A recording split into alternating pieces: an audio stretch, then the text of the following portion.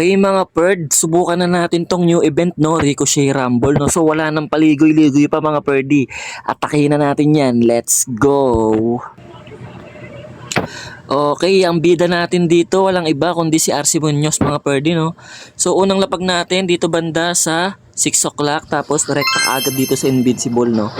Yan, pag nakuha niya na Invincible mga Perdi, yan. Tapos labas kayo agad. Labas agad para hindi mamatay yung Invincible. Yan. Tapos gilid-gilid lang. Yan, gilid-gilid, yan, gilid-gilid. Tapos kapag gusto nyo tumira ng defense, click nyo lang yung defense para doon rumekta si RC Munoz. So, tapos, yan, gilid-gilid lang mga Perd. Kailangan dito daan-daan lang kasi masyadong mabilis dito si RC Munoz eh. Yan. So, ayan, sige. Diyan lang muna. Patayin lang muna natin mga abubot na yan. Tapos dito daan-dahan, kailangan mamatay yung air depth dito mga Perdi. Yan.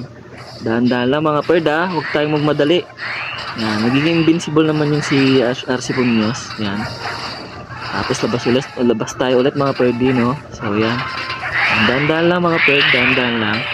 Yan. Tapos dito na tayo. Rekta na tayo sa Eterno Tower. Yan. Tapos pag namatay, labas ulit. O labas lang ulit. O labas lang ulit. Labas. Tapos dito na tayo. Okay. Click lang natin yan. Okay. Tapos dito tayo mga Perdi sa air depth. Okay. Tandaan lang mga Perd kasi masyadong malikot dito sa RC Munoz, promise. Sundan nyo lang yung ginagawa ko. Tapos pag namatay na yan dito, kailangan walang mamatay sa kailangan may matirang invincible mga Perdi. Kasi kapag walang natirang invincible, mamamatay tayo dito eh. Kasi kailangan natin gisingin itong mga dragon. Yan, okay, up, labas. Masyadong malikot talaga mga Perd. Yan, naka-invi. Tapos dito na tayo mga Perd. Yan, tapos pag nakuha mo na yung mga ponytail yan, gisingin na natin itong mga dragon mga Perd.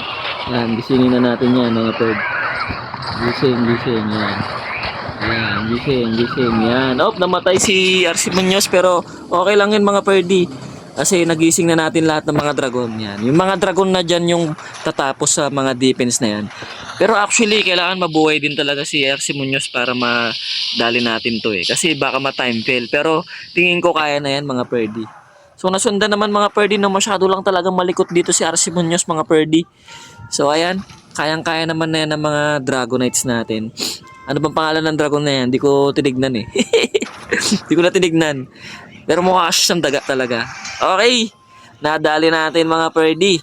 Pakak mga Perdi 100% 3 star. Alright.